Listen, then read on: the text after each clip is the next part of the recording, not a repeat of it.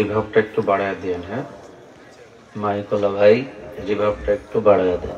আসসালামু আলাইকুম ওয়া রাহমাতুল্লাহি তাআলা ওয়া বারাকাতুহু। ইন্নাল হামদুলিল্লাহ নাহমাদুহু ওয়া নাস্তাঈনুহু ওয়া নাস্তাগফিরুহু ওয়া নু'মিনু বিহি ওয়া নাতাওয়াক্কালু আলাইহি ونعوذ بالله من شرور أنفسنا ومن سيئات أعمالنا من يهده الله فلا مضل له ومن يضلل فلا هادي له فلن تجد له وليا مرشدا ونشهد أن لا إله إلا الله وحده لا شريك له والذي لا ضد له ولا ند له لا مثل له ولا مثيل له لا وزير له ولا كفيل له لا شبه له ولا شبيه له لا ولد له ولا والد له وهو الواحد الفرد الصمد لم يلد ولم يولد ولم يكن له كفوا أحد ونشهد أن سيدنا ونبينا وحبيبنا وبشيرنا ونذيرنا وطبيبنا وطبيب أرواحنا وحبيبنا وحبيب ربنا محمدا عبد الله ورسوله أرسله بالحق بشيرا ونذيرا وداعيا إلى الله بإذنه وسراجا منيرا أما بعد فقد قال الله تعالى في كلامه المجيد وفي فرقانه الحميد أعوذ بالله من الشيطان الرجيم بسم الله الرحمن الرحيم إن الله وملائكته يصلون على النبي يا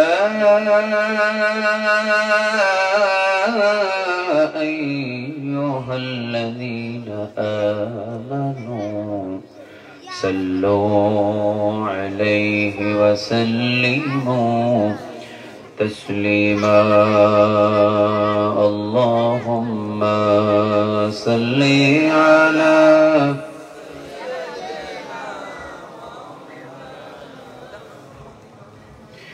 وعلى آل سيدنا اللهم صل على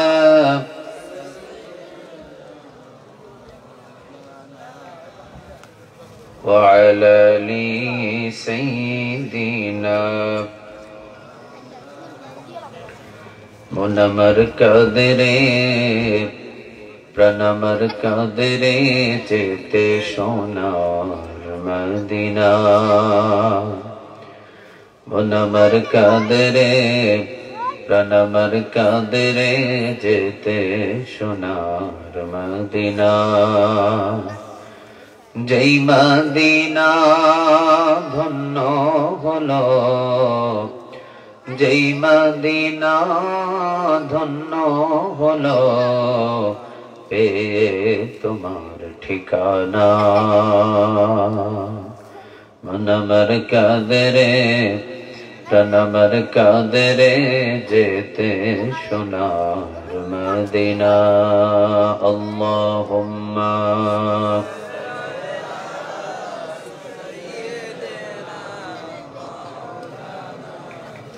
وعلى آل سيدنا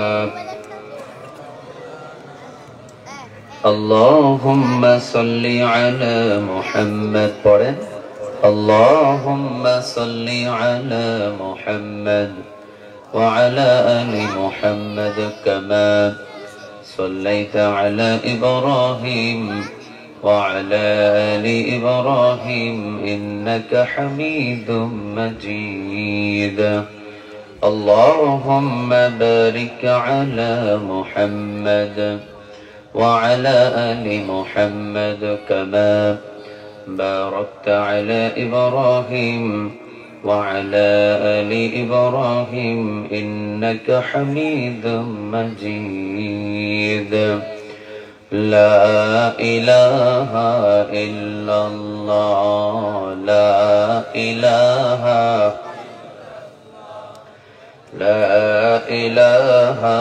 إلا الله لا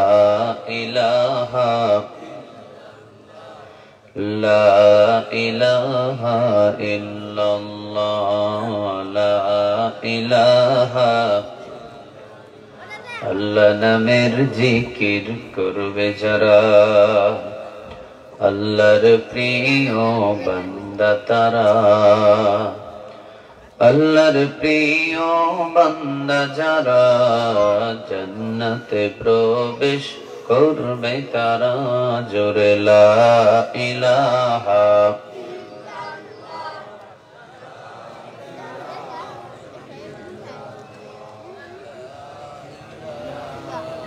لا إله إلا الله محمد رسول الله صلى الله عليه وسلم। ফেনীবাসী আপনারা সবাই কেমন আছেন? আলহামদুলিল্লাহ, আমিও ভালো আছি। আপনাদের আওয়াজে মনে হয় না আপনারা খুব একটা ভালো আছেন। আপনারা কি সবাই ভালো আছেন? আমাদের সবাইরে ভালো রাখেন তিনি কে? আমাদের সবাইরে সুস্থ রাখেন তিনি কে? কেউ যেটা দেখে না সেটা দেখেন কে? কেউ যেটা শোনে না সেটা শোনেন কে? সকল ক্ষমতার মালিক কে? ক্ষমতায় বসান তিনি কে? আবার ক্ষমতা থেকে নামান তিনি কে? ফুলের মালা গলায় পরান তিনি কে? আবার জুতার মালা গলায় পরিয়ে দেন তিনি কে? সকল ক্ষমতার তাহলে মালিক কয়জন? নাম কি? আল্লাহর প্রতি শুকরিয়া আদায় করে পড়ছি আলহামদুলিল্লাহ। পড়ছি রব্বানা লাকাল হামদ হামদান কাসীরান তাইয়িবান মুবারাকান ফি।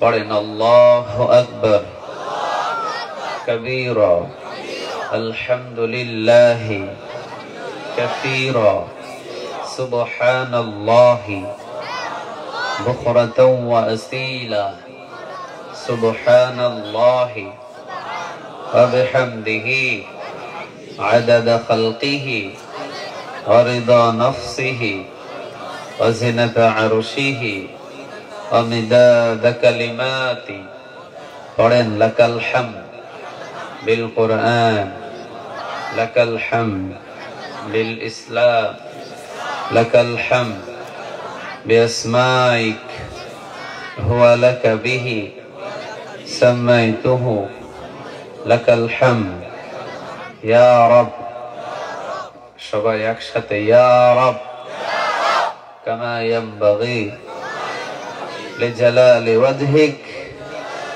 ওয়া আযীমি সুলতানিক। প্রশংসাগুলো করলাম কার?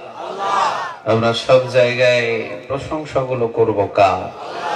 খাওয়ার শুরুতে কার, শেষে কার, ঘুমাইতে গেলে কার, ঘুম থেকে যখন জাগি তখন কার, রাস্তাঘাটে চলার সময় কার, গোলামি করব কার? যদি আছেন তো সবাই, কার গোলামি বলেন? কার? কোন ব্যক্তির গোলামি আমরা করি না, গোলামি করি কার? কোন নেতা কোন নেত্রীর গোলামি করব না, গোলামি করব কার? কোন দেশের গোলামি করব না, গোলামিটা করব কার? আল্লাহ আমাদের সবাইকে তার গোলাম হিসেবে কবুল করুক। আবার বলেন আমিন। মাহফিলে বসতে পেরে খুশি না বেজার? মাহফিলের সাথে সাথে দোকানপাটের আয়োজন এলাকায় আছে না নাই? দোকানে বসলে খুশি হয় কে? দোকানে বসলে খুশি হয় কে? এখানে বলছে দোকানে বসলে নাকি আল্লাহ খুশি হয়, ও বুঝে নাই। দোকানে বসলে খুশি হয় কে? মাহফিলে বসলে খুশি হয় কে? আল্লাহ। সব বুঝি, এরপরও যায় দেখেন দোকানে বেশি কথা বল না কেন? মাহফিলে এসে যারা দোকানে যায় তাদের উপরে নারাজ হয়ে যায় তিনি কে? মাহফিলে না আসলে অসুবিধা ছিল না, নফল ইবাদত। মাহফিলে আসাটা এটা নফল, না আসলে কোনো ক্ষতি নাই। কিন্তু আসার পরে যদি ঘাড়ের রক তেড়া করে যদি দোকানে বসে থাকে আর মাহফিলটা যদি ছোট মনে করে, এইটার জন্য আপনার উপরে কঠোরতা রাগান্বিত হন তিনি কে? দোকান বড় না কোরআন বড়? কথা বলেন, দোকান বড় না কোরআন বড়? যেদিন তাফসীরুল কোরআন মাহফিল আয়োজন কমিটির আয়োজন করার জন্য রেডি হয়েছে, ওই দিন শয়তানও এলাকায় একটা প্রস্তুতি নিয়েছে। তোরা করবি মাহফিলের আয়োজন আর আমরা করব দোকানের আয়োজন। মাহফিল থেকে ধোকা দিয়ে বহু মানুষকে 2 থেকে 2.5 ঘন্টা 3 ঘন্টা দোকানে ধরে রাখতে পারলেই বাস শয়তান আজকের জন্য সেরা। কিন্তু দোকান থেকে যদি আপনি মাহফিলে বসতে পারেন খুশি হয়ে যাবেন তিনি কে? আর যদি মাহফিল ছেড়ে দোকানে গিয়ে বসে থাকেন কে খুশি হবে? শয়তান আমাদের খালাতো ভাই, তাই না? কারো খালাতো ভাই? আমাদের কি গোপনীয় শত্রু না প্রকাশ্য শত্রু? প্রকাশ্য শত্রু। এই কথাটা কার? আল্লাহ। আল্লাহ বলেছে শয়তান তোমাদের ভাই না, শয়তান তোমাদের আপন নয়, শয়তান হলো তোমাদের প্রকাশ্য শত্রু। কাজে দোকানের দিকে কাজ শেষ আর দোকানে থাকা যাবে না, ঠিক না ঠিক? তাহাব্বুল বিলাদি ইলাল্লাহি মাসাজিদুহা ওয়া আবগাদুল বিলাদি ইলাল্লাহি আসওয়াকুহা। সবচেয়ে ভালো জায়গা কোনটা? কথা বলেন কোনটা? মসজিদ। খারাপ কথা কয় না, খারাপ বাজার। এই জন্য যারাই বাজারে যাবেন সাবধান। বাজারে যখনই যাবেন শয়তান হাতে তালি দিবে, মজমজায়া বন্ধু বান্ধবের আড্ডা বসাবে। এই বন্ধু ওই বন্ধু দুইজন মিলে গল্প শুরু করে দিবে। একজন গল্পর ভিতরে মত্ত হয়ে যাবে, ওইদিকে 12-13 ঘন্টা টং করে বেজে উঠবে। প্রধান বক্তা মোনাজাত করে দিবে, শয়তান বলবে যে মাহফিলও শেষ, দোকানের গল্পর আলোচনাও শেষ, এবার দৌড়তে বাড়িতে। বাড়িতে দৌড় দিলেন, মাহফিলে এসেও গুনাহ মোচন করে বাড়ি পর্যন্ত যেতে পারেন নাই। এদের মতো হতভাগা এই সোনাগাজীতে নাই, ঠিক না বা ঠিক? কোরআনের মাহফিলে বসেছেন 3টা লাভ। নাম্বার 1, তিরমিজির বর্ণনা, বিশ্বনবী বলেন 1 ঘন্টা যদি কেউ কোরআনের একটা আয়াত বোঝার জন্য বসে থাকে, কবুল হওয়া 500 রাকাত নফল নামাজের নেক তার আমল নামায় জমা করে দেন তিনি কে? দ্বিতীয় নাম্বার, কেউ যদি কোরআনের কোন মজলিসে একত্রিত মানুষদের সমাগমে বসে থাকে, বিশ্বনবীজি বলেন 60 বছর দাঁড়িয়ে থেকে নফল ইবাদত করলে যতগুলো নেক, ততগুলো 60 বছর নফল ইবাদতের নেক তার আমল নামায় জমা করে দিবেন তিনি কে? বাইহাকির বর্ণনায় কোরআনের ময়দানে যদি কোন গোলাম শেষ পর্যন্ত বসে থাকে, তার পিছনের সব গুনাহগুলোকে মাফ করে দিবেন তিনি কে? দোকানে বসলে একটা নেক পাওয়া যায়, কোন হাদিসে আছে? কথা বলেন, কোন হাদিসে আছে? বরং দোকানে বসলে শয়তান খুশি, আর মাহফিলে বসলে খুশি হন তিনি কে? বিশ্বনবী নিজে বলেন, ইকরাউল কুরআন ফাইন্নাহু ইয়াতি শাফিআন লিআসহাবিহি ইয়াউমাল কিয়ামাহ। কিয়ামতের দিন এই কোরআন আল্লাহ রাব্বুল আলামিনের সাথে কিছু কিছু বান্দাদের জন্য সুপারিশ করবে। মুফাসসিরিনে কেরাম বললেন, যে কোরআনটাকে তেলাওয়াত করবে, যে তেলাওয়াত শুনবে, যে কোরআনটাকে বোঝার চেষ্টা করবে, যে কোরআন ধরে নিজেদের জীবনটা চালাবে, কোরআনের সাথে সম্পর্ক করবে, কিয়ামতের দিন এই কোরআন তাদেরকে সুপারিশ করে আল্লাহর জান্নাতে নিয়ে যাবে। সুবহানাল্লাহ বলে। কোরআন কিছু মানুষদের থেকে আবার মুখটাকে ফিরিয়ে নিবে। তারা কারা? যারা মাহফিলটাকে ছোট মনে করেছিল আর দোকানটাকে বড় মনে করেছিল, তাদের মুখ থেকে কোরআন মুখ ফিরিয়ে দিবে। কথা রাখা। কোরআনের দল ভালো লাগে নাই, এমন মানুষ আছে না নাই? কোরআনের রাজনীতি ভালো লাগে নাই, এমন মানুষ আছে না নাই? কোরআনের মাহফিল ভালো লাগে নাই, এমন মানুষ বাংলার জমিনে আছে না নাই? যাত্রা গান ভালো লাগে, সিনেমা হল ভালো লাগে, মমতাজ মার্কা নারীদের গান ভালো লাগে, মমতাজ মার্কা নারীদের চেহারা ভালো লাগে। ওদের কোন কনফারেন্স হলে পুলিশ সেনাবাহিনী দিয়ে সহযোগিতা করা হয়, আর কোরআনের মাহফিল হলে উপর থেকে চাপ সৃষ্টি করে বন্ধ করে দেওয়া হয়। এমন ইতিহাস বাংলাদেশে আছে না নাই? আরো আসতে বলেন, আছে না নাই? তাহলে সব মানুষ যে বাংলার মানুষ কোরআনের পক্ষে, বিষয়টা এমন নয়। কিছু আছে কোরআনের পক্ষে আর কিছু আছে কোরআনের বিপক্ষে। ঠিক না বা ঠিক? যে আছে কোরআনের পক্ষে, যে বসবে কোরআনের ময়দানে, যে কোরআনের মাহফিলটাকে বড় মনে করে কোরআন শ্রবণ করার জন্য বসে যাবে, কিয়ামতের দিন এই কোরআন তার জন্য সুপারিশ করে নাজাতের ব্যবস্থা করবে। একজনের দরবার থেকে বলেন, দরবার টাকা। আর যদি কোরআনটারে আপনি ছোট মনে করেন, আপনি যদি মনে করেন যে না কোরআনের মাহফিলে আসছি তাতে কি হয়েছে, দোকানে একটু বসি, দোকান আমার কাছে বড়, দোকানে একটু বসি, একটু আড্ডা দিই, লাস্ট টাইমে হয়তো গেলে যাব, আর না গেলে না যাব, কোনো অসুবিধা নাই। এই যে আপনি কোরআনটাকে ছোট করেছেন, এটার জন্য কিয়ামতের ময়দানে মাহমুদুল হাসান নয়, কোন মাহফিল কমিটি নয়, কোন এলাকার মেম্বার নয়, কোন এলাকার চেয়ারম্যান নয়, কেউ আপনাকে জিজ্ঞাসাও করবে না। বসলেই কি না বসলেই কি সেটা আপনার ব্যক্তিগত ব্যাপার। কিন্তু ইকরাউল কুরআন ফাইন্নাহু ইয়াতি শাফিআন লিআসহাবিহি ইয়াউমাল কিয়ামা। কোরআন শোনা এবং তেলাওয়াত করা এবং পাঠিত করা, এমনকি কোরআনের পক্ষে থাকা মানুষদের পক্ষে যেমন কোরআন সাক্ষ্য দিবে, কোরআনটাকে যারা ছোট মনে করেছে তাদের বিরুদ্ধে আল্লাহর দরবারে নালিশ দিবে। কোরআনটা একজনের দরবারে নালিশ দিবে, নালিশটা কার? আরো জোরে বলেন, কার দরবারে? এই জন্য খবরদার, কোরআনের মাহফিল যারা ছোট মনে করে এখনো দোকানপাটে বসে আছেন, সাবধান। আল্লাহ আপনাদের একটু বুঝ দান করুক, বলেন আমিন। আর একটু আওয়াজ দিয়ে বলেন আমিন। দিন বিশ্বনবীর সাহাবীরা সব সময়ের জন্য, রাত এবং দিন আমলের জন্য দুই ভাগ করেছে। সুবহানাল্লাহ বলেন। আমরা শুধু দুনিয়া দুনিয়া দুনিয়া, অথচ দুনিয়া আমারও নয়, আপনারও নয়, দুনিয়াটা কার? আরো জোরে বলেন, কার? সাহাবীরা দুনিয়ার জন্য পাগল ছিল না, ওরা ছিল আখিরাতের জন্য পাগল। ঠিক না বা ঠিক?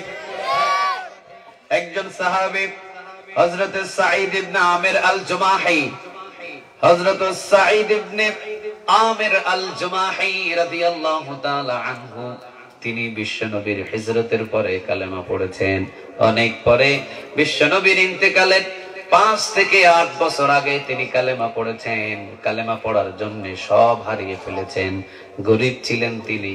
ওমর রাদিয়াল্লাহু তাআলা আনহুর খেলাফতের সময় মসজিদে নববীতে ওমর রাদিয়াল্লাহু তাআলা আনহুর সামনে দাঁড়িয়ে হযরত সাঈদ ইবনে আমির আল জুমাহি রাদিয়াল্লাহু তাআলা আনহু একটা ভাষণ দিলেন। ভাষণটা হলো, ওমর রে, দেশটা চালাইতে বড় সাবধান। ওমর, সাবধানে দেশ চালায়ও। গড়মিল যদি দেশ চালানোর ভিতরে হয়, কিয়ামতের দিন হিসাব দিতে হবে একজনের দরবারে, দরবার টাকা। আপনারা বলেন, এখন ওমর নরম না গরম? ফেনীবাসী বলেন, ওমর নরম না গরম?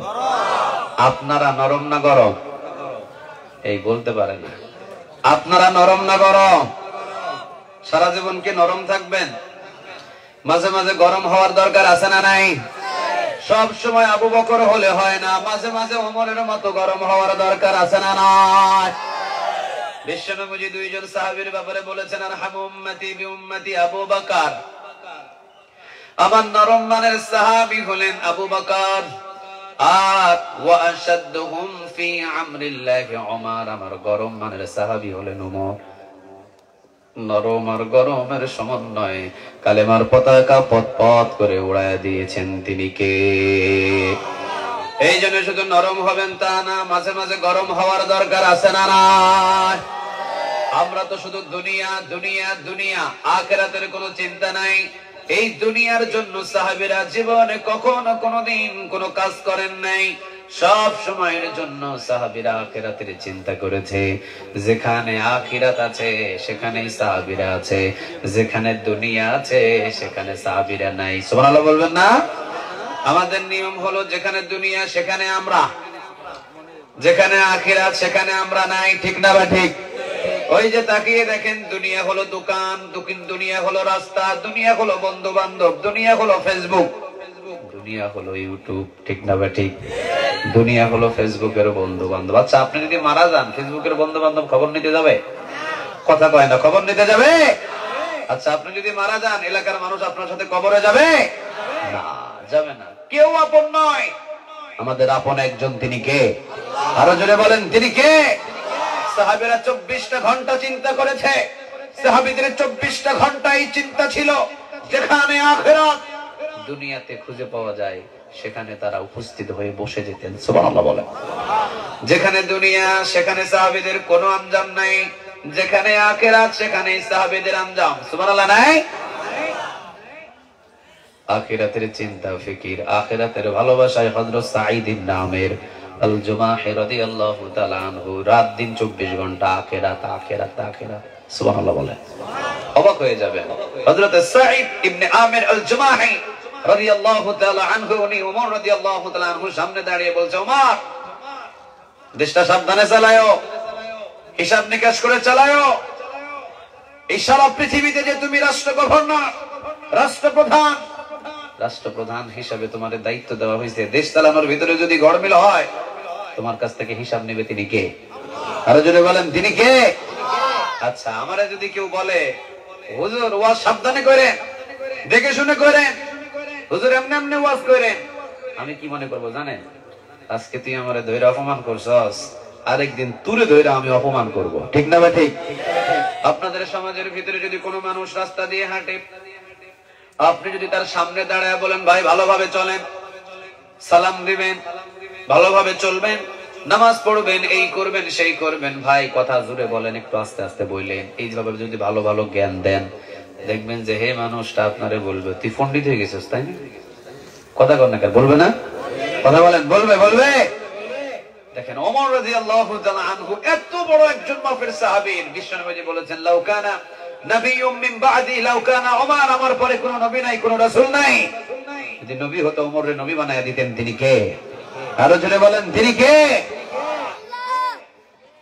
সাহাবীরা বলতেন মেজাজে ওহী, ওমরকে ডাকা হতো মেজাজে ওহী, মানে ওমরের মেজাজ যেরকম ওই মেজাজের উপরে ভিত্তি করে 21 জায়গায় কোরআনের আয়াত নাজিল করে দিয়েছেন। তিনি কে?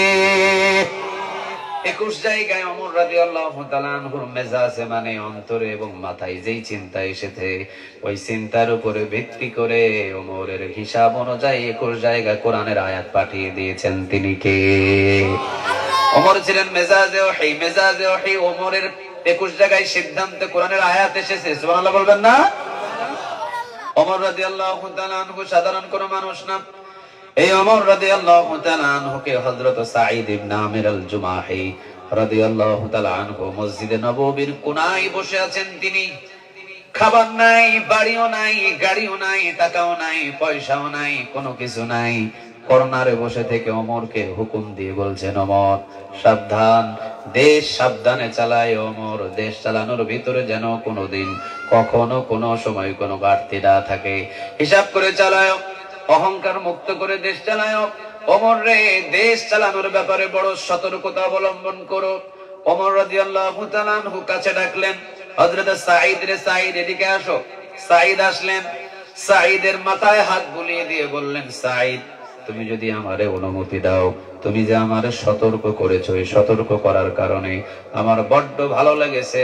সাঈদ তুমি যদি অনুমতি দাও, তাহলে সিরিয়ার হিমস একটা জায়গা আছে, সিরিয়ার হিমসের গভর্নর বড় প্রয়োজন, আমি তোমার এই সিরিয়ার হিমসের গভর্নর করে পাঠাইয়া দিব। সুবহানাল্লাহ বলেন। আমাদের কেউ ভুল ধরলে আমরা রাগান্বিত হই, আর ওমরে সতর্কবান করার কারণে হিমসের গভর্নর হিসাবে নিযুক্ত করে দিলেন। সুবহানাল্লাহ বলবেন না? চিন্তা করেছেন কত বড় মাকামের সাহাবী হযরত সাঈদ ইবনে আমির আল জুমাহি রাদিয়াল্লাহু তাআলা আনহুকে সিরিয়ার হিমসের গভর্নর হিসাবে যখন নিযুক্ত করার জন্য ওমর যখন অফার দিলেন, হযরত সাঈদ ইবনে আমির আল জুমাহি রাদিয়াল্লাহু তাআলা আনহু বললেন, ওমর এত বড় দায়িত্ব আমারে দিয়ে হবে না। ওমর বললেন, না, তুমি আমারে সতর্ক করেছো, আমি বুঝতে পেরেছি তোমার জন্য এই হিমসের গভর্নরের দায়িত্ব পাওয়ার উপযুক্ত, আমি তোমাকে আগামীকাল হিমসের গভর্নর করে তোমারে পাঠাইয়া দিব। আল্লাহু আকবার। এই একটা কথা বললেন, আবার দ্বিতীয় কথা আরেকটা বললেন ওমর, এই হযরত সাঈদ ইবনে আমির আল জুমাহি তুমি আমাকে সতর্ক করেছো, এবার দেখি তোমারে আমি গভর্নর বানায় দেব, তোমারে আমি গভর্নর বানাবো, এরপরে আমি তোমার কাছ থেকে হিসাব নেব কেমনে দেশ চালাও।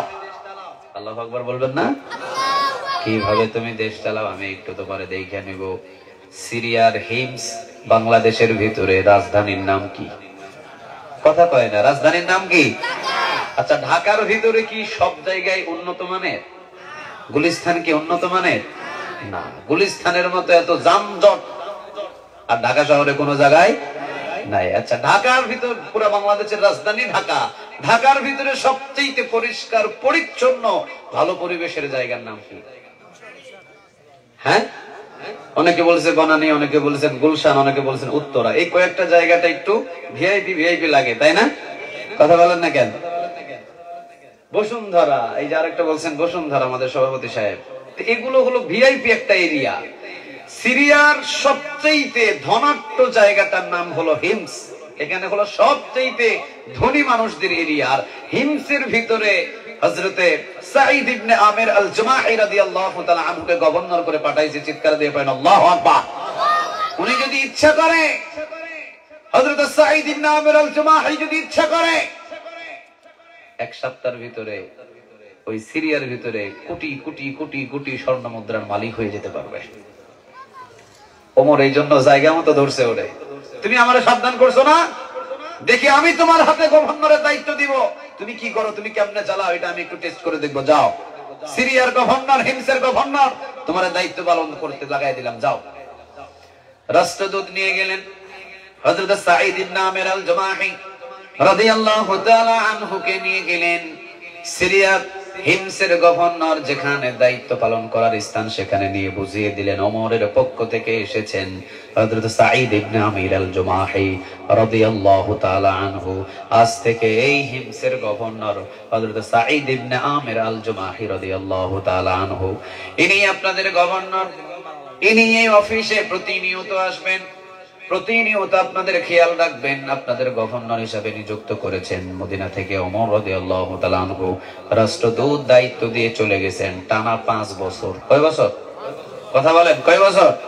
5 বছর। 5 বছর পরে সিরিয়া থেকে একটা কাফেলা এসেছে মদিনায়। কোথায়? কথা বলেন, কোথায়? মদিনায়। সিরিয়া থেকে একটা কাফেলা এসেছে মদিনায়। মদিনায় সিরিয়া থেকে ওই হিমসের কাছে থেকে, হিমসের সিরিয়ার কাছে থেকে কাফেলা এসেছে মদিনায় মসজিদে নববীতে।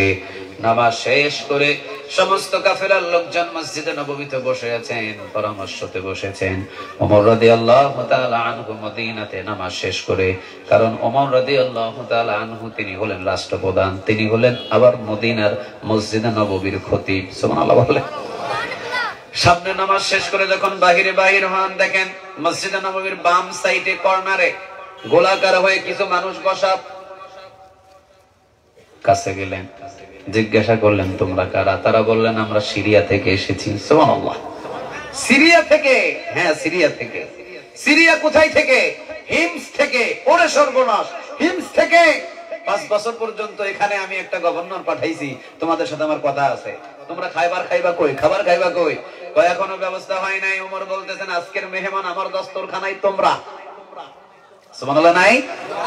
তোমরা আজকে আমার দস্তরখানায় খাবার খাইবা, আমার দস্তরখানায় তোমরা আজকে খাবার খাইবা, খাবার খাবো আর কিছু খবর নিব। তোমাদের সিরিয়া, তোমাদের হিমসের খবর আমার কাছে বড় জটিলতা আছে, আমি একটু খবর নিতে চাই, চলো।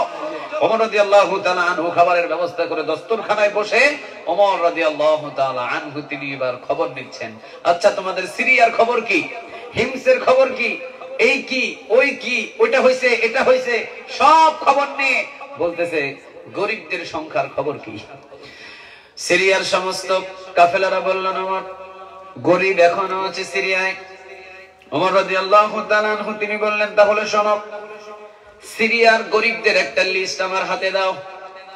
সিরিয়ার গরিবদের লিস্ট, যতগুলো গরিব আছে ওই গরিবদের লিস্ট আমার হাতের ভিতরে দাও। একটা লিস্ট করো, লিস্ট করে তোমরা আমি ওমরকে দিয়ে যাও। আমি 1 সপ্তাহের ভিতরে এই গরিবদের কাছে আমি মদিনা থেকে কিছু খাবার এবং কিছু অর্থ পাঠিয়ে দিব। গরিবদের লিস্ট করো। সিরিয়ার সমস্ত মানুষেরা বলতেছে পাইছি সুযোগ। সুবহানাল্লাহ, পাইছি একটা সুযোগ। আর আমাদের বাংলাদেশের যদি এইরকম বাংলাদেশের গভর্নর, বাংলাদেশের প্রধানমন্ত্রী যদি বলতেন সোনাগাজীতে এসে রামচন্দ্রপুর খুনার তালুক শাহ সফি শাহ মোহাম্মদ খন্দকার জামে মসজিদের উদ্যোগে যে তাফসিরুল কোরআন মাহফিল, সোনাগাজীতে এসে যদি প্রধানমন্ত্রী বলতেন এই সোনাগাজীতে কয়টা, সোনাগাজী থেকে যদি কিছু মানুষ যাইতো ঢাকাতে, এই মানুষদেরকে যদি ঢাকা শহরে বলতেন সোনাগাজীতে কয়টা গরিব মানুষ আছে আমার একটু লিস্ট পাঠাও, আমি তাদের জন্য চাল ডাল আটা তেল এগুলো একটু পাঠাবো। ওরা চিন্তা করতো যে লেখ আমার নাম আগে, আমি সবচাইতে বড় ক্ষতি, সবচাইতে বড় গরিব, ঠিক না বা ঠিক? অথচ দেশের ভিতরে এলাকার ভিতরে সবচাইতে ধনাঢ্য ব্যক্তি সে। সাধারণ চাল ডাল তেল লোভ সামলাতে যারা পারে না তাদের কাছে আমার বাংলার সম্পদ কখনো নিরাপদ নয়, ঠিক না বা ঠিক? আল্লাহ আমাদের একটু বুঝদান করুক, বলেন আমিন। আরো জোরে বলেন আমিন। আমাদের নিয়মটা হলো এলাকাতে এসে যদি কোনো রাষ্ট্রদূত বলে এলাকায় গরিব মানুষকে, তাহলে দেখবে যে এলাকাতে যাদের নাম লিখে দিবে এরা হলো এলাকার সবচাইতে ধনী মানুষ, ঠিক না বা ঠিক? আসলে যে প্রকৃত পক্ষে গরিব তার নাম ওই লিস্টে জায়গাও থাকবে না। কতক্ষণ না কেন? সব ধনাঢ্য ব্যক্তিদের, সবচেয়ে এলাকার ধনাঢ্য ব্যক্তি যে ওর নাম আগে থাকবে, তারপর তার নাম, তারপর ওর নাম, তারপর বলে আমার খালতো ভাইয়ের নাম লেখ, আমার মামার নাম লেখ, আমার শালার নাম লেখ, আমার শ্বশুরের নাম লেখ, সবগুলো ফেরিতে ফ্ল্যাটের মালিক বলবে এগুলো এলাকার এখন সবচেয়ে বড় বড় গরিব। সিরিয়া থেকে যে কাফেলারা এসেছেন সাহাবীর জামানার মানুষ, চিন্তা করে দেখেন একটা মিথ্যা কথা জমানে নাই। আল্লাহু আকবার। জীবনে কোনদিন মিথ্যা কথা বলেন নাই, জবান কেটে দিবেন, এরপরও জবান থেকে মিথ্যা কথা বলবে না, কারণ মিথ্যা বললে তার উপরে রাগান্বিত হন তিনি কে? সিরিয়া থেকে এসেছেন ওমর রাদিয়াল্লাহু তাআলা আনহু বললেন শোনো, সিরিয়াতে কতগুলো গরিব মানুষ আছে, এই গরিব মানুষদের লিস্ট একটু আমার কাছে দিও, আমি 1 সপ্তাহের ভিতরে খাবার খাদ্য স্বর্ণ মুদ্রা একটু সেখানে পাঠিয়ে দেব। বিশাল করে একটা লিস্ট করছে, বিশাল। সিরিয়ারা সবাই চিন্তা করছে পাইছে একটা সুযোগ। ওমরের সাথে যখন দেখা হয়ে গেছে আর ওমর রাদিয়াল্লাহু তাআলা আনহুর সাথে যখন ও নিজে মুখে চাইছে গরিবের লিস্ট, লাখ একটা গরিবের লিস্ট, গরিবের একটা লিস্ট করছে বিশাল। ওমর রাদিয়াল্লাহু তাআলা আনহুর সামনে গরিবের লিস্টটা দিছে। ওমর রাদিয়াল্লাহু তাআলা আনহু গরিবের লিস্টটা পড়েই দাড়ি ভিজে ভিজে পানি পড়তেছে। ওমর রাদিয়াল্লাহু তাআলা আনহু যখন লিস্ট দিলেন, গরিবদের লিস্ট যখন দিলেন, ওমর রাদিয়াল্লাহু তাআলা আনহু গরিবদের লিস্টের প্রথম যার নাম আছে তার নামটা হলো হযরত সাঈদ ইবনে আমির আল জুমাহি রাদিয়াল্লাহু তাআলা আনহু। তিনি হলেন হিমসের গভর্নর। এই লিস্টের ভিতরে যার নামটা প্রথমে লিখেছেন সিরিয়াবাসী, তার নামটা হলো হযরত সাঈদ ইবনে আমির আল জুমাহি রাদিয়াল্লাহু তাআলা আনহুর নাম। ওমর হাত কাঁপতে কাঁপতে লিস্টটা পড়ে গেল নিচে। ওমর বললেন কি বলো তোমরা, আজ 5 বছর আগে আমি হযরত সাঈদ ইবনে আমির আল জুমাহি রাদিয়াল্লাহু তাআলা আনহুকে 5 বছর আগে আমি সিরিয়ার হিমসের ধনাঢ্য ব্যক্তিদের এলাকার গভর্নর করে আমি আমার সাইদরে পাঠাইছি, আর তোমরা তার নাম গরিবদের লিস্টের প্রথমে লিখছো। তারা বলতেছে ওয়াল্লাহি, আল্লাহর কসম করে বলি, সিরিয়ার ভিতরে যদি গরিব কোনো 1 নম্বরে ব্যক্তি থাকে তিনি হলেন হযরত সাইদ। আল্লাহ, তিনি সিরিয়ার গভর্নর হলে কি হবে, হিমসের গভর্নর হলে কি হবে, অনেক গরিব মানুষ দেখেছি, কিন্তু হযরত সাঈদ ইবনে আমের আল জুমাহি রাদিয়াল্লাহু তাআলা আনহুর মতো গরিব মানুষ আমরা সিরিয়ায় পাই নাই। এই জন্য এই গরিবদের লিস্টে সর্বপ্রথম আমাদের দেশের গভর্নরের নাম। আল্লাহু আকবার। আর আমার দেশের যদি ধনাঢ্য ব্যক্তিদের নাম লেখা হয় যে বাংলাদেশের সবচাইতে ধনী মানুষকে, আমাদের বাংলাদেশের প্রধানমন্ত্রীর কি টিওনো নাই ওনো পিএস না না না পিএস না কি হে বেড়া ছিল 400 কোটি টাকার মালিক, হ্যাঁ পিয়ন পিয়ন, হ্যাঁ 400 কোটি 500 কোটি টাকার মালিক। হে বেড়া চলাফেরা করতে কি লাগে, কথা বলেন কি লাগে, হেলিকপ্টার লাগে। আর সিরিয়ার হিমসের গভর্নর উনি, ওনার নাম গরিবদের লিস্টে সর্বপ্রথম। ওমর রাদিয়াল্লাহু তাআলা আনহু কেঁদে দিলেন। লম্বা ঘটনা বলবো, আলোচনা এখনো কিন্তু শুরু করি নাই, বলবো আমি ওখান থেকে ফিনিশিং দিয়ে আলোচনায় ঢুকে যাব ইনশাআল্লাহ। হযরত সাঈদ ইবনে আমির আল জুমাহি রাদিয়াল্লাহু তাআলা আনহুর কথা শুনে ওমর কেঁদে দিলেন। কথা বুঝতেছেন আমার? কষ্ট হচ্ছে আপনাদের? কেঁদে দিলেন। ওমর রাদিয়াল্লাহু তাআলা আনহু সাথে সাথে রাষ্ট্রদূতকে বললেন, শোনো, 1000 স্বর্ণ মুদ্রা তাড়াতাড়ি প্যাকেট করো। এই মুহূর্তে আমি হযরতে সাঈদ ইবনে আমির আল জুমাহি রাদিয়াল্লাহু তাআলা আনহুর জন্য 1000 স্বর্ণ মুদ্রা আমি মদিনা থেকে ওমরের পক্ষ থেকে হাদিয়া পাঠাইয়া দিলাম। আল্লাহু আকবার। কত হাজার? কথা বলেন কত হাজার? আপনারা এবারে হিসাব করেন। 1000 স্বর্ণ মুদ্রা, একটা স্বর্ণ মুদ্রার ওজন শুনেন 3.5 ভরি থেকে 4.5 ভরি ওজন। সুবহানাল্লাহ বলেন। একটা স্বর্ণ মুদ্রার ওজন 3.5 ভরি। 3.5 ভরি যদি একটা স্বর্ণ মুদ্রার ওজন হয়, 1000 স্বর্ণ মুদ্রা ওমর হিমসের গভর্নর আল সাঈদ ইবনে আমির আল জুমাহি রাদিয়াল্লাহু তাআলা আনহুর জন্য হাদিয়া পাঠিয়েছেন 3,500 ভরি স্বর্ণ। আপনার ঘরে তো এর চাইতে আরো বেশি স্বর্ণ আছে না, এইজন্য আল্লাহু আকবার বলার তো দরকার হয় না, তাই না? পুরা ফেরি সোনাগাজী মিলে আছে, কথা বলেন না কেন? সোনাগাজী মিলে আছে। ওমর রাদিয়াল্লাহু তাআলা আনহু বললেন, আমার আবু সাঈদ, হযরত সাঈদ, এর নামটা যখন গরিবদের লিস্টের প্রথম এসেছে তখন আমি ওমর অনুমতি দিলাম মদিনা থেকে 1000 স্বর্ণ মুদ্রা হযরত সাঈদের জন্য আমি ওমর হাদিয়া পাঠালাম। সুবহানাল্লাহ। 1000 স্বর্ণ মুদ্রা পাঠিয়ে দিলেন। রাষ্ট্রদূত 4-5 জন নিয়ে রওনা দিয়েছেন। 3,500 ভরি স্বর্ণ, কোটি কোটি কোটি কোটি টাকার মূল্য। চিৎকার দিয়ে বলেন আল্লাহু আকবার। চলে গেছে। সিরিয়ার হিমসের গভর্নরের দরজায় গিয়ে নক করতেছে, নক করছে। ভিতর থেকে সালাম দিলেন, বাহির থেকে সালামের উত্তর এলো। খবর নিলেন কে? বাহির থেকে বললেন ওমরের পক্ষ থেকে এসেছি, রাষ্ট্রদূত।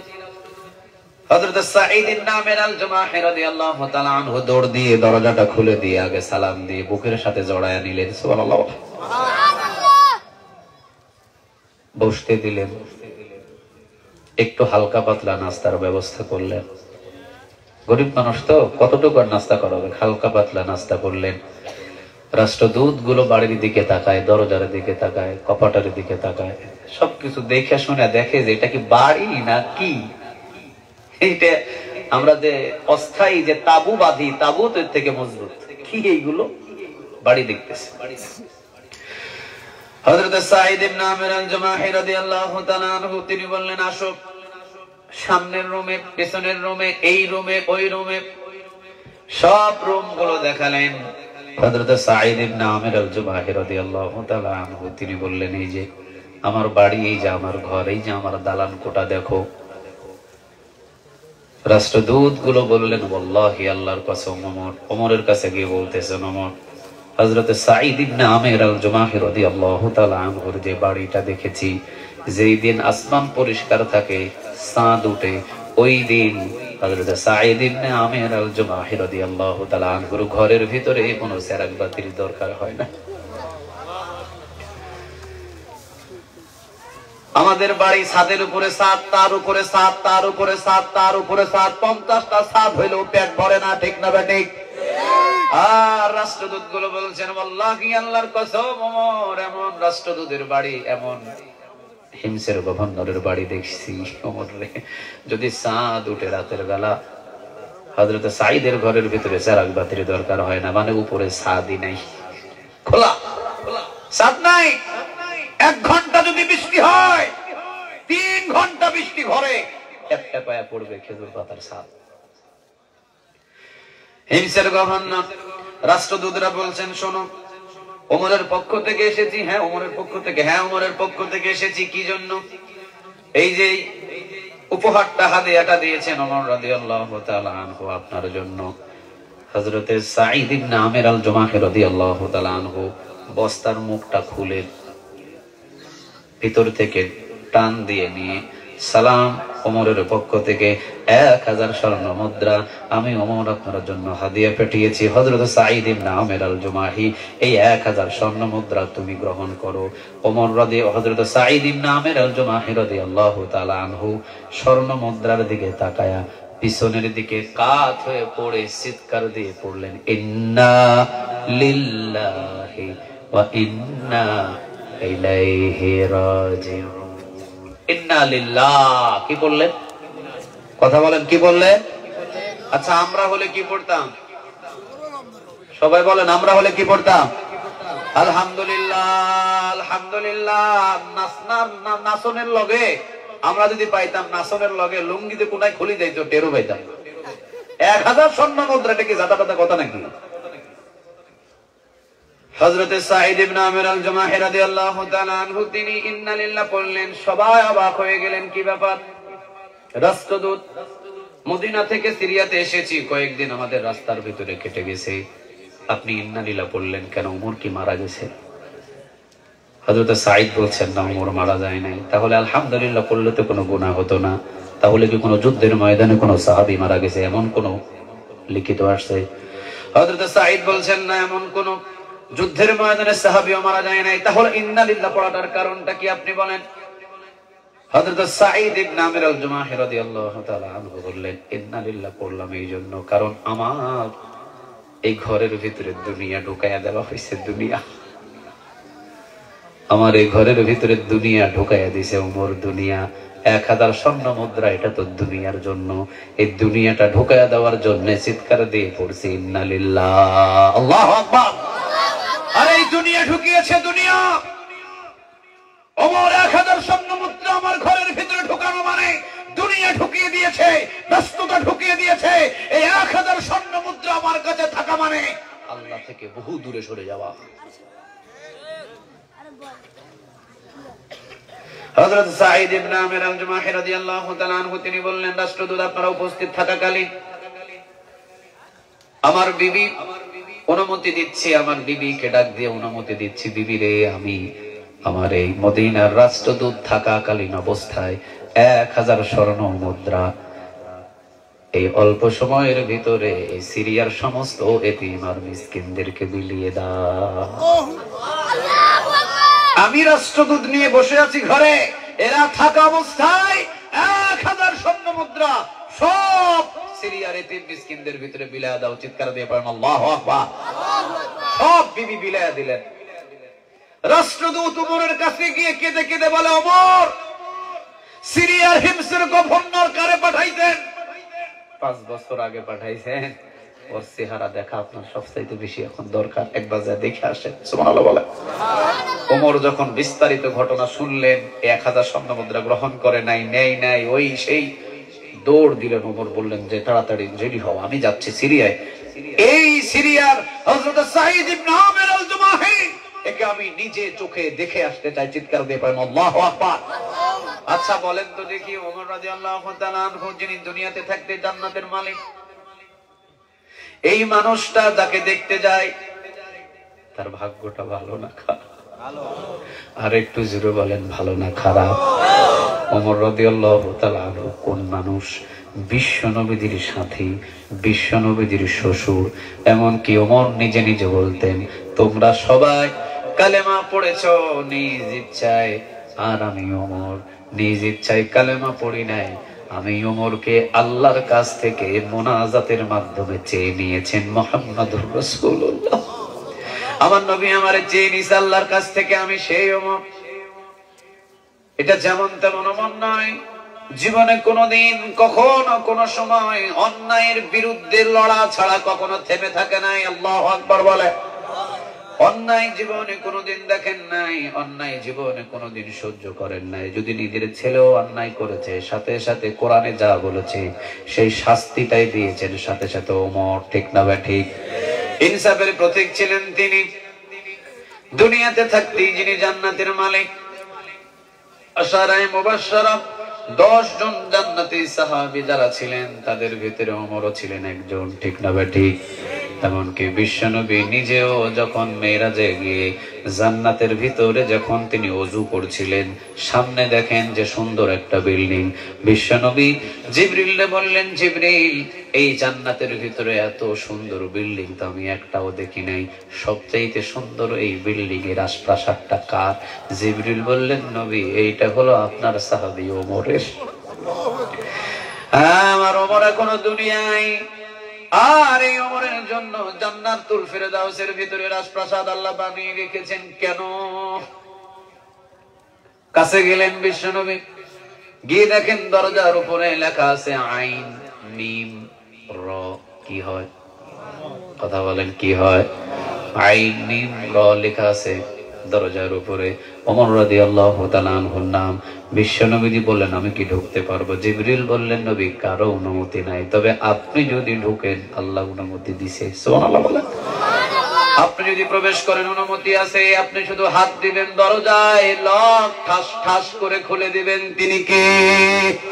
বিশ্বনবীজি বলেন, না, আমি প্রবেশ করব না, কারণ ওমরের ব্যক্তিগত পার্সোনাল রাজপ্রাসাদে আমি বিশ্বনবীজি ওমরের ইজাজত ছাড়া প্রবেশ করতে পারবো না। আল্লাহু আকবার।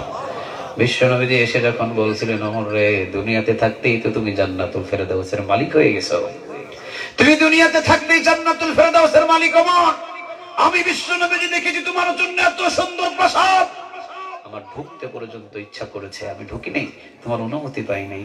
ওমর বললেন, নবী, এতদিনে ওমর রে পর্যন্ত চিনলেন? আরে ওমরের জীবনটা আপনার জন্য কোরবান করতে 24 ঘন্টা ওমর প্রস্তুত আছে। চিৎকার দিয়ে পড়েন আল্লাহু আকবার।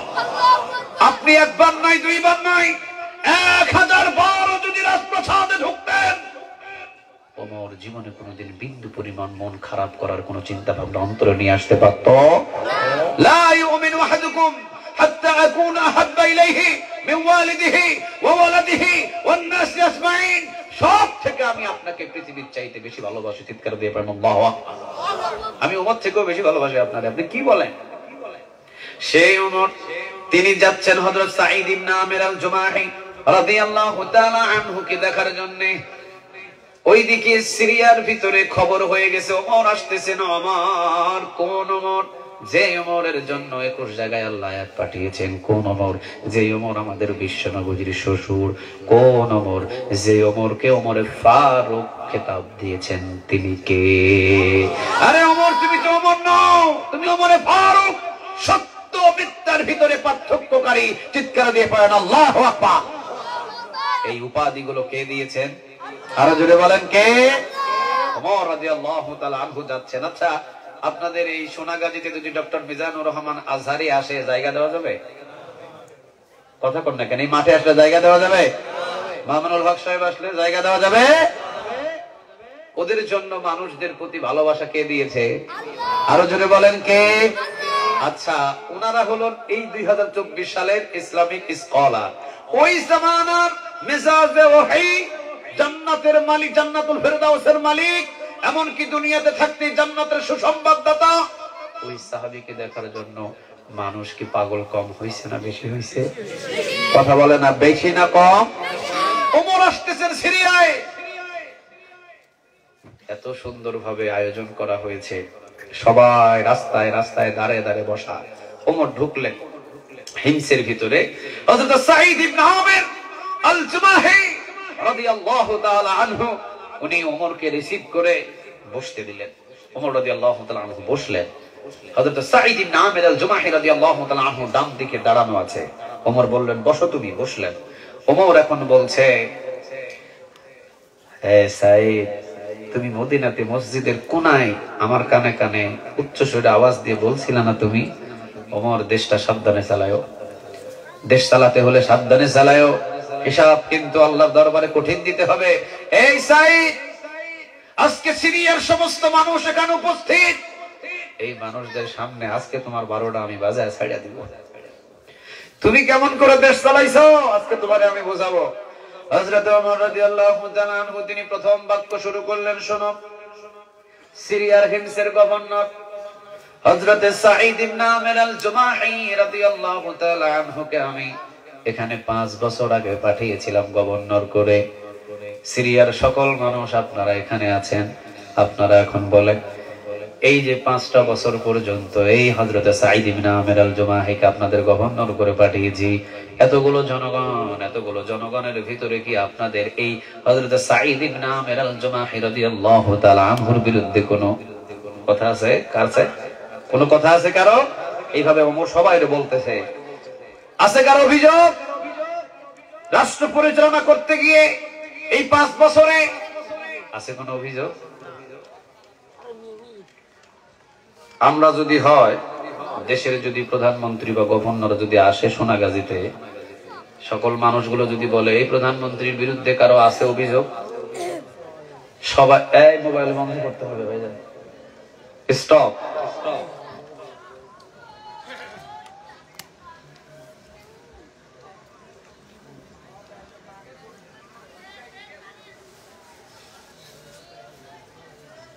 হয়েছে? শেষ? ঠিক আছে, আপনার জন্য 30 সেকেন্ড আমি বন্ধ রাখছিলাম। তাহলে এবার মনে করেন যে আপাতত মোবাইল রিসিভ করা যাবে না ইনশাআল্লাহ। হযরত সাঈদ ইবনে আমির আল জুমাহি রাদিয়াল্লাহু তাআলা আনহু, হযরত সাঈদ ইবনে আমির আল জুমাহি রাদিয়াল্লাহু তাআলা আনহু, তার জন্য একজন কর্নার থেকে একজন মানুষ দাঁড়াইছে। কয়জন? কথা বলেন, কয়জন? একজন। ওনারে দেখা দেখি আরো 2 জন দাঁড়াইছে, তাহলে কয়জন হলো? 3 জন। আচ্ছা, আমাদের দেশের গভর্নর যদি এই সোনাগাজীতে আসে আর যদি বলা হয় এই প্রধানমন্ত্রীর নামে, এখন নাম নিলেও তো অসুবিধা নাই, প্রধানমন্ত্রী শেখ হাসিনার নামে কারো অভিযোগ আছে নাকি? সবাই চিন্তা মাথা নিচু করে বলবে আছে তো, কিন্তু দাঁড়াইলেই তো পরের দিন সকালে হোতা লাগবে। কথা বল না কেন আপনারা? আছে অভিযোগ, কিন্তু এই অভিযোগ বলার জন্য যদি দাঁড়াই আগামীকাল সকালবেলা আরে হোতা লাগবে, ঠিক না বেঠি? এই ভয়ে কেউ অভিযোগ করানোর জন্য দাঁড়ানোর কোনো সাহস হবে না। আরে শুধু গভর্নরের কথা বাদ দেন, গভর্নরের 1000 সিনিয়র পার্সন বাদ দিয়ে উনি তো অনেক উচ্চ সিঁড়িতে আছেন, ওই সিঁড়ি 1000 সিঁড়ি নিচে এলাকার যে পাতি নেতা, তেলাপোকা মার্কা নেতা আছে, এর বিরুদ্ধে যদি বলা যায় সমাজে কোন অভিযোগ আছে, এর অভিযোগেরই শেষ নাই। কথা বল না কেন? এর অভিযোগের শেষ নাই। এলাকার মানুষদের আরামে ঘুমাতে দেয় নাই, হাজারো জনগণ এখানে আছে, ঠিক না বেঠিক? 17টা বছর পর্যন্ত নিজের ঘরে ঘুমাতে পারে নাই এমন লোক এখানে আছে না নাই? কত অভিযোগ। সিরিয়া হিমসের গভর্নর হযরত সাঈদ ইবনে আমির আল জুমাহি রাদিয়াল্লাহু তাআলা আনহুর বিরুদ্ধে কারো অভিযোগ আছে নাকি? যখনই বললেন এই তুমি কেন বলো আছে, তোমার কি অভিযোগ ওনার বিরুদ্ধে? কথাই কি অভিযোগ? ছোট মানুষ তো, মাশাআল্লাহ, আল্লাহ ওকে কোরআনের জন্য কবুল করুক, বলেন আমিন। ওমর রাদিয়াল্লাহু রাদিয়াল্লাহু তাআলা আনহু বলছেন, আসেনি কোন অভিযোগ তোমাদের ভিতরে? বলো, কে আছে, কে আছে বলো। এবার তিনজন, একজনের দেখা মানুষ তো অনুসারী হওয়ার জন্য বেশি, একজন উঠছে যখন দেখছে বাকি দুইজনে উঠে গেছে, সাহস পাইছে, আরো দুইজন উঠছে, আরো তিনজন উঠছে, 10-15 জন উঠে গেছে। ওমর রাদিয়াল্লাহু তাআলা আনহু বলছে, হযরত সাঈদ পাইছি আজকে, খবর আছে তোমার? খবর আছে? হযরত সাঈদ ইবনে আমির আল-জুমাহি রাদিয়াল্লাহু তাআলা আনহু নিচের দিকে মাথা নিয়ে আছেন। ওমর রাদিয়াল্লাহু তাআলা আনহু জিজ্ঞাসা করলেন, বলো তোমাদের অভিযোগটা কি? 10 জন 15 জন দাঁড়িয়েছেন, একজন আর একজনের দিকে তাকায়। এখন বলে, কে বলবে? তুমি বলবা, তুমি বলবা, কে বলবে বলো? 9 জন একজনের উপরে ভার দিছে, আপনি বলেন। বাকি 9 জন বসে গেছে, দাঁড়ায় আছে কয়জন? একজন। ওইবারে বলা শুরু করছে, ওমর, হযরত সাঈদ ইবনে আমির আল-জুমাহি মাসে একদিন অফিসে আসে না। অভিযোগ কি? মাসে কয়দিন আসে না? একদিন, তাও পুরা দিন না, এক বেলা আসে না, এক বেলা। ওমর, আমাদের গভর্নর মাসে একদিন এক বেলা অফিসে আসে না, এইটা আমার অভিযোগ, আমাদের অভিযোগ এটা। উনি কেন আসে না? হযরত ওমর রাদিয়াল্লাহু তাআলা আনহু গভর্নরের চিন্তা দেখেন, অভিযোগ এক বেলা আসে না। আমাদের বাংলার জমিনের ভিতরে সপ্তাহে 2 দিন ছুটি, শুক্র শনি। রবিবারে হাফ অফিস করে, রবিবারে নাকি মাথা ব্যথা।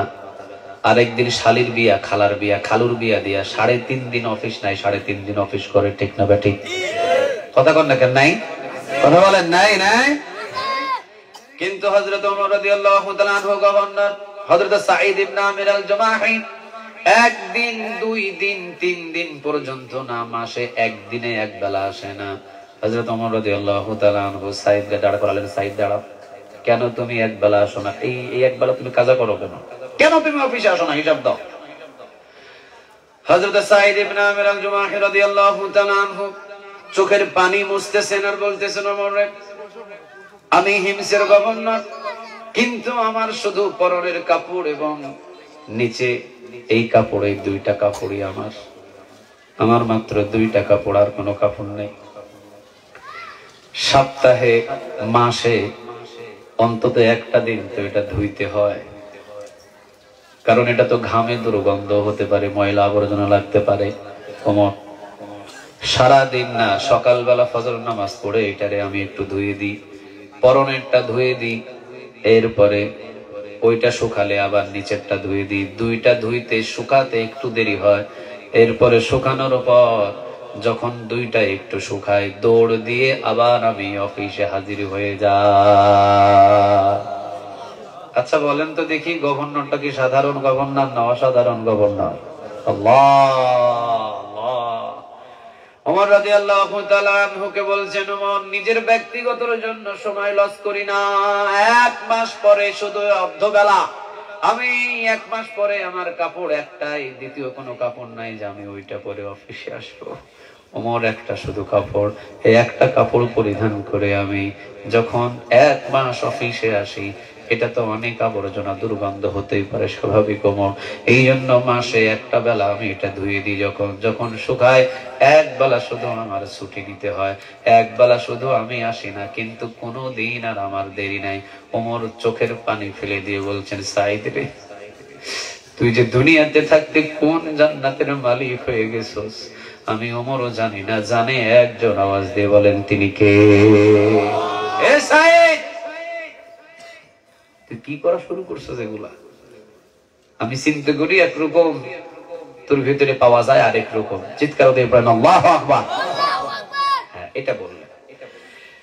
আচ্ছা যাক, প্রথম নাম্বার চলে গেল। দ্বিতীয় কোন অভিযোগ আছে কি কারো? দ্বিতীয় কোন অভিযোগ আছে?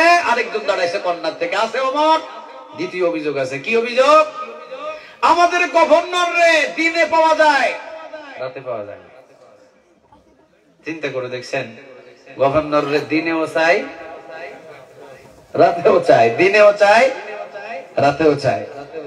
ও অভিযোগ দিতেছে, ওমর, আমাদের গভর্নর আর হযরত সাঈদ ইবনে আমির আল-জুমাহিকে দিনে পায়, রাতে পায় না। উনি রাতে কি করে? উনারে রাতে পাওয়া যায় না কেন? এইটা অভিযোগ আছে। ওমর রাদিয়াল্লাহু তাআলা আনহু বললেন, আবু সাঈদ, হযরত সাঈদ, কি ব্যাপার? তোমার দিনের বেলা পায় রাতের বেলা পায় না কেন? হযরত সাঈদ ইবনে আমির আল-জুমাহি রাদিয়াল্লাহু তাআলা আনহু চোখের পানি দিয়ে বলতেছেন, দিনের বেলা মালিকের বান্দাদের খেদমত করি, আর রাতের বেলা সারা রাত ওই মালিকের গোলামি করি।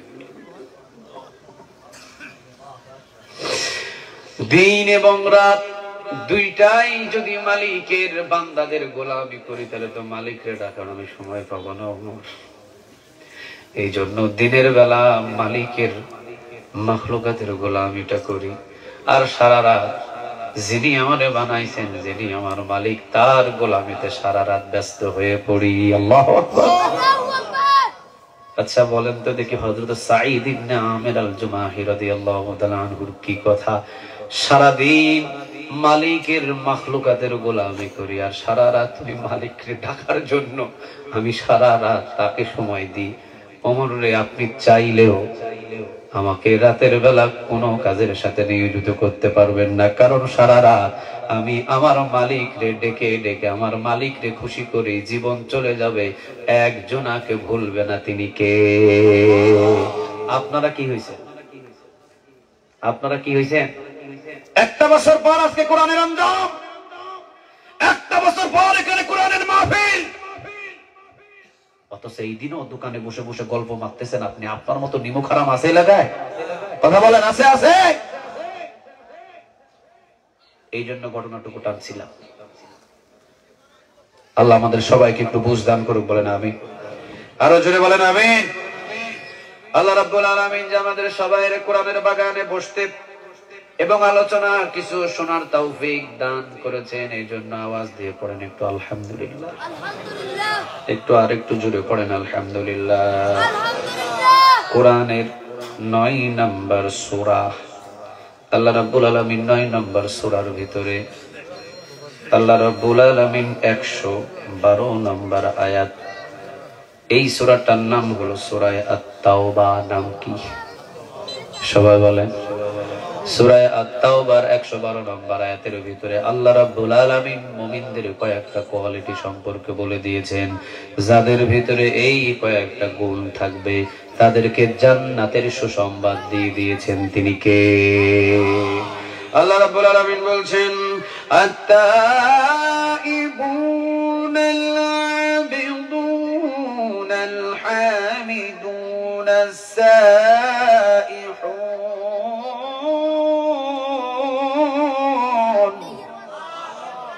التائبون العابدون الحامدون السائحون الراكعون الساجدون الآمرون بالمعروف والناهون عن المنكر والحافظون لحدود الله وبشر المؤمنين।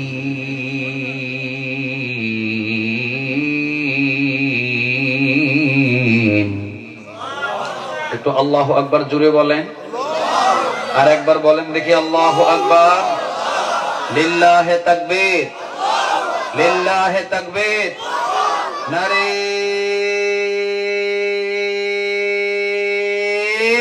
তাকবীর। আল্লাহ আমাদের তাকবীর গুলোকে তুমি কবুল করো। আরো জোরে বলেন আমিন। তাহলে সূরা আত-তাওবা ১১২ নম্বর আয়াতে মুমিনদের কয়েকটা কোয়ালিটি বলে দিলেন। তিনি কে? আরো জোরে বলেন, তিনি কে? প্রথম নাম্বার বললেন আত-তাইবুনা, মুমিনরা তাওবা করে। সবচেয়ে গুনাহগার ব্যক্তি ওই ব্যক্তি, ভালো ব্যক্তি যে গুনাহ করার পরে তাওবা করে একজনের কাছে। তিনি কে? আল্লাহ। আরো জোরে বলেন, তিনি কে? আচ্ছা, গুনাহ নাই এমন কোন মানুষ আছে এখানে? কথা বলেন, আছে? আছে। আচ্ছা, গুনাহ একটাও নাই কেউ আছে? প্রত্যেকের গুনাহ আছে না নাই? গুনাহগুলোরে মোচন করতে পারেন। তিনি কে? ইয়া আইয়ুহাল্লাযীনা আমানু তুবু ইলাল্লাহি তাওবাতান নাসুহা। বলেন কথা রাকাত। তাওবা করো, তাওবাতুন নাসুহা করো, পিছনের গুনাহগুলোরে maaf করে দিবেন। তিনি কে? মূলত তাওবা করলে আল্লাহ গুনাহ মাফ করে দেয়, তাওবা করলে আল্লাহ সম্মান বৃদ্ধি করে দেয়, তাওবা করলে আল্লাহর বন্ধু হওয়া যায়। চিৎকার দিয়ে বলেন আল্লাহু আকবার। দেখেন লাভ কতগুলো, তাওবা করলে আল্লাহ গুনাহ মাফ করে দেয়। সুবহানাল্লাহ বলবেন না? তাওবা করলে আল্লাহ রাব্বুল আলামিন প্রথমত অবস্থায় গুনাহ মাফ করে দেয়, তাওবা করলে আল্লাহ সম্মান বৃদ্ধি করে দেয়।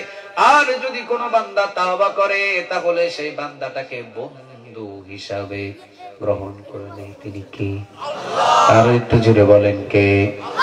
আমরা কি সবাই আল্লাহর বন্ধু হতে চাই কি চাই না? আর একটু জোরে বলেন চাই কি চাই না? সবাই একটু আমার সাথে পড়েন দেখি আস্তাগফিরুল্লাহ। আর একটু জোরে বলেন আস্তাগফিরুল্লাহ। আর জোরে বলেন আস্তাগফিরুল্লাহ। আর রাব্বি মিন কুল্লি যামবি ওয়া আতুবু ইলাইহি লা হাওলা ওয়ালা কুওয়াতা ইল্লা বিল্লাহিল আলিয়্যুল আযীম। যা জীবনে করেছি আজকের পর থেকে আর কোনোদিন করব না। সবাই বলেন আমিন। আর একটু জোরে বলেন আমিন। এই তাওবার উপরে যদি আজকে অটল হয়ে যেতে পারেন, পিছনের সব গুনাহ মোচন করে দিবেন। তিনি কে? আল্লাহ। এমন ভাবে মোচন করবে যে আপনি আগামীকাল জন্ম নিলে যেই রকম নিষ্পাপ শিশু হয় ওই রকম নিষ্পাপ করে আল্লাহ আপনাকে পাঠাইয়া দিবে। চিৎকার দিয়ে বলেন আল্লাহু আকবার। দ্বিতীয় নাম্বার, আল্লাহ বলে যে যত বেশি তাওবা করে সে আমার বন্ধু হয়ে যায়। সুবহানাল্লাহ নাই? আর মুফাসসিরিনে কেরাম বলেন যে যত বেশি ইস্তেগফারের সাথে লেগে থাকে, উঠতে বসতে হাঁটতে চলতে ফিরতে সব সময় পড়তে থাকে আস্তাগফিরুল্লাহ আস্তাগফিরুল্লাহ আস্তাগফিরুল্লাহ। ইস্তেগফারের সাথে যে ব্যক্তি 24 ঘন্টা লেগে থাকে, আমি আল্লাহ আমি বন্ধু বানাই তা না, আমি আল্লাহ রাব্বুল আলামিন তার হাতের ভিতরে এমন কিছু মুজিজা দিয়ে দিই, তাকে আমি মুস্তাজাব দাওয়া বানিয়ে দিই। হাত দিয়ে যা দোয়া করে সেই দোয়াটা কবুল করে নেন। তিনি কে? অনেকগুলো লাভ আছে। প্রথম নাম্বার দেখে তাওবা যদি করেন আল্লাহ গুনাহ মাফ করে দেয়। দ্বিতীয় নাম্বার, তাওবা যদি করেন আল্লাহ আপনাকে বন্ধু হিসেবে কবুল করে নেয়। তৃতীয় নাম্বার, তাওবা যদি করেন আল্লাহ আপনার সম্মান বৃদ্ধি করে দেয়। ইস্তেগফার যদি সুপার গ্লুর মতো লেগে থাকেন, 24 ঘন্টার ভিতরে যদি মাঝে মাঝে পড়েন আস্তাগফিরুল্লাহ আস্তাগফিরুল্লাহ আস্তাগফিরুল্লাহ, আল্লাহ সুবহানাহু ওয়া তাআলা বলেন এই তাসবিহটা যদি 24 ঘন্টার ভিতরে লেগে থাকে, আমি আল্লাহ তাকে মুস্তাজাবুদ দাওয়া বানিয়ে দিই। যা বলে সবগুলো আমি আরশে কবুল করে। চিৎকার দিয়ে বলেন আল্লাহু আকবার।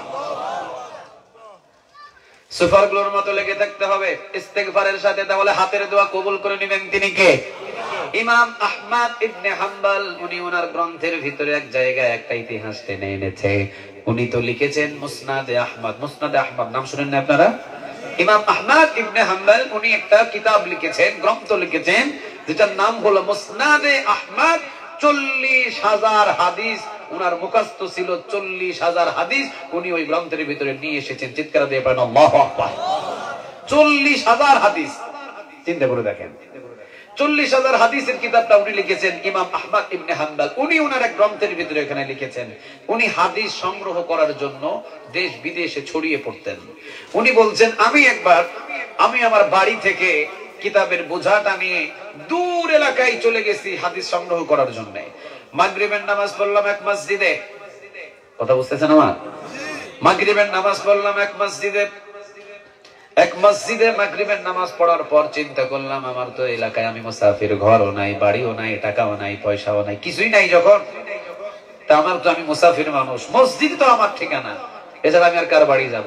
ঠিক আছে, মাগরিবের নামাজ পড়লাম, এশার নামাজটাও মসজিদেই পড়ি, ঠান্ডার রাত এশার নামাজ ওই মসজিদে পড়লেন। মসজিদে এশার নামাজ পড়ে উনি ঘুমানোর জন্য একটা ব্যবস্থা রেডি করছেন যে উনি ওখানে বিশ্রাম নেবেন। মসজিদের মুয়াজ্জিন বলতেছে হুজুর হবে না, মুরব্বি বাইরে মসজিদে থাকার সুযোগ নাই। ইমাম আহমদ ইবনে হাম্বল বললেন বাবা আমারে বাহির করে দিও না, আমি মুরব্বি মানুষ। দ্বিতীয় নম্বর, বাবা তুমি আমারে বাহির করে দিও না, আমি মুসাফির মানুষ। তৃতীয় নম্বরে, বাবারে তুমি আমারে বাহির করে দিও না, ঠান্ডার রাত। চতুর্থ নম্বর, বাবারে আমারে বাহির করো না, আমি ফজর নামাজের মুসল্লি মসজিদের, ফজর নামাজ আমি জামাতে পড়বো, এখানে আমারে বাহির করতেছো কেন তুমি? কয় না হবে না, আপনাকে বাইর হন, মসজিদে জায়গা নাই, আমি তালা লাগাই দিয়ে চলে যাবো বাড়ি, আপনি বাইর হন। ইমাম আহমদ ইবনে হাম্বল নিজের পরিচয় দিলেন না যে উনি এই জগতের এত বড় একজন ইমাম। চিৎকার দিয়ে পড়েন আল্লাহু আকবার। কত বড় একজন ইমাম ছিলেন উনি, ইমাম আহমদ ইবনে হাম্বল। উনি নিজের পরিচয় দিলেন না। পরিচয় না দেওয়াটাই সুন্নাহ। সুবহানাল্লাহ বলেন। পরিচয় না দেওয়াটাই কি সুন্নাহ। নবী সব জায়গায় একদম বলতেন না যে আমি অমুক, আমি বাতিলের আতঙ্ক, আমি আন্তর্জাতিক, আমি খ্যাতি সম্পন্ন, আমি মুফাসসিরে কোরআন, আমি তুফানি, আমি উড়ানি, আমি সুলকানি, আমি খাজ্জানি, আমি জিহাদি, আমি এই, আমি সেই, এতগুলো টাইটেল আমার নবীর কখনো ছিল। সরাসরি বলতেন আমি মুহাম্মাদুর রাসূলুল্লাহ, মানে আমি আল্লাহর রাসূল। চিৎকার দিয়ে বলেন আল্লাহু আকবার। মাঝে মাঝে নবী বলতেন আল্লাহুম্মা ইন্নী আবদুক, আমি আল্লাহর গোলাম।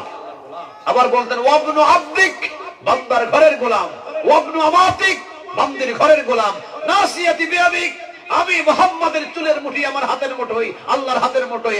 আল্লাহ যেমনে টানবে এই মুহাম্মদ তেমনি চলবে। চিৎকার দিয়ে পড়েন আল্লাহু আকবার। এই মুহাম্মদ নিজ ইচ্ছায় চলে না, কার হুকুম মতো চলে? আরো জোরে বলেন কার? আব্দুল্লাহি ওয়া রাসূলুহু, আমি আল্লাহর গোলাম। চিৎকার দিয়ে পড়েন আল্লাহু আকবার। নিজের গোলাম বলে পরিচয় দিতেন। ইমাম আহমদ ইবনে হাম্বল, কথা বুঝতেছেন আমার? ইমাম আহমদ ইবনে হাম্বল উনি নিজের পরিচয় গোপন রেখে উনি চিন্তা করলেন, ঠিক আছে আমি বাইর হয়ে যাইতেছি বাবা, তবে তুমি যদি আমারে থাকতে দিতা মসজিদের ভিতরে খুব উপকার হইতো। ঠান্ডা রাত, আমি বৃদ্ধ মানুষ, মুরব্বী মানুষ, ঠিক আছে যাও, তোমার মসজিদে থাকলাম না। কিতাবের বোঝাটা কাঁধের উপরে নিয়ে উনি রওনা দিয়েছেন। সাবুন খাব্বাস, সাবুন খাব্বাস একটা যুবক রুটি তৈরি করছে চৌরাস্তার মাঝখানে। অনেক সময় আপনাদের এলাকায় চৌরাস্তা নাই, চারটা রাস্তা চারদিক থেকে এসে মিলিত হয়ে এটা কি হয়? কথা বলে না, কি হয়? চৌরাস্তায়, চৌরাস্তার মোড়ে সাবুন খাব্বাস একটা যুবক রুটি বানাইতেছে। ইমাম আহমদ ইবনে হাম্বল চিন্তা করলেন, ঠান্ডা পৌষ মাঘ মাসে ঠান্ডার রাত, উনুনের পাশে মানে চুলার পাশে, চুলা চিনেন তো? কি করে? মাথায় নিয়ে ঘুরে, তাই না? কি করে? খালি রুটি বানায়, ভাত রান্না করে না? ভাত রান্না করে, এটাতে বলে উনুন, মানে চুলা। আপনারা কি বলে? চুলা। এই চুলা সাবুন খাব্বাস, এই যুবকটা রুটি বানায়, উনুন জ্বালায়, মানে চুলা জ্বালায় রুটি বানায়।